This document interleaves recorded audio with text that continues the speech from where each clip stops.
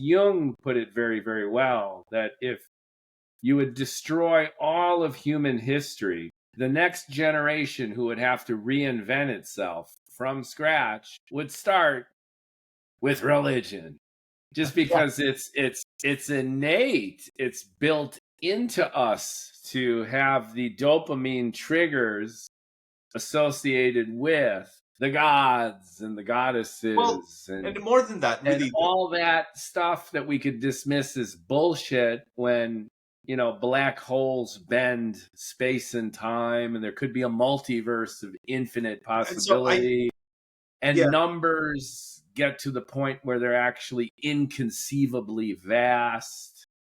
Busy Beaver 6 is a 10 million Ackerman number, which is 10 to the 10 million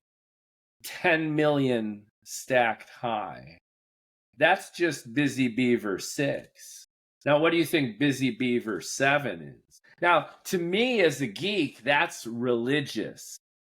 That is so inconceivably mind-blowing that it pales in comparison to Moses on the mountaintop getting the word of God etched into tablets.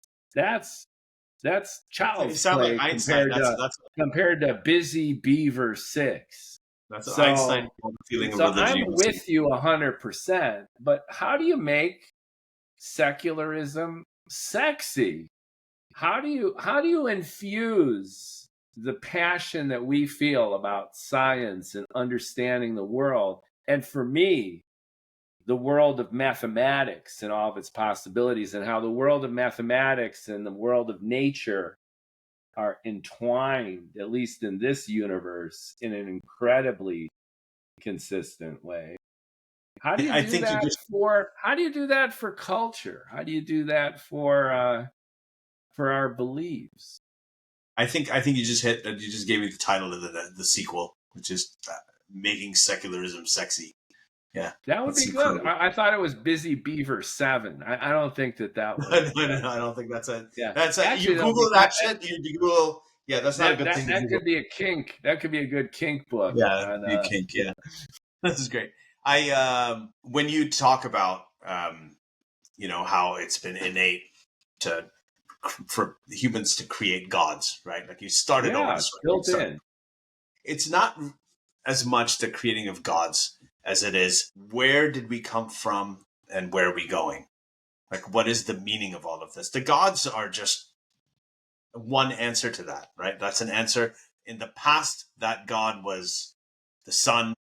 We figured out what that was. It was like rain. It was animism, like, cows and pigs and shit like that. And then eventually, there was this unseen god that nobody could tell because everything else had been demystified. And as you go on and you demystify more things, that idea becomes less and less sort of fantastical and awe-inspiring. So so it really is a question of people wanting to know what their origin was and where they're going, what their purpose and what the meaning of their life is. And that is actually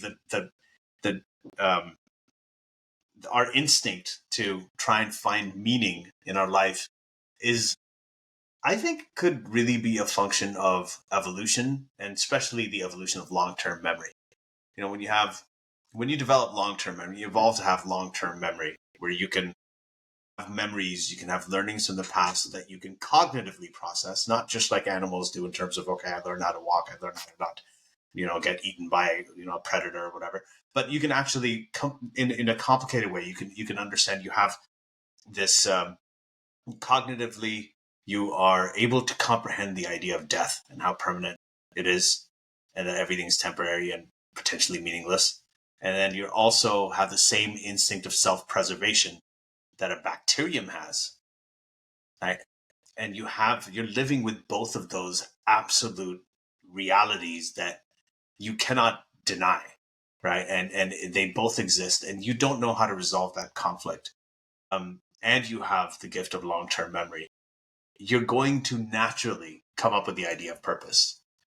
Because that is a long-term thing. Creating goals, making a plan, accomplishing things, getting things done before a certain time, the idea of chronology. and limited chronology. Like that's all something that evolves. So a lot of it really was about finding those things. And we have examples of people who've made science sexy.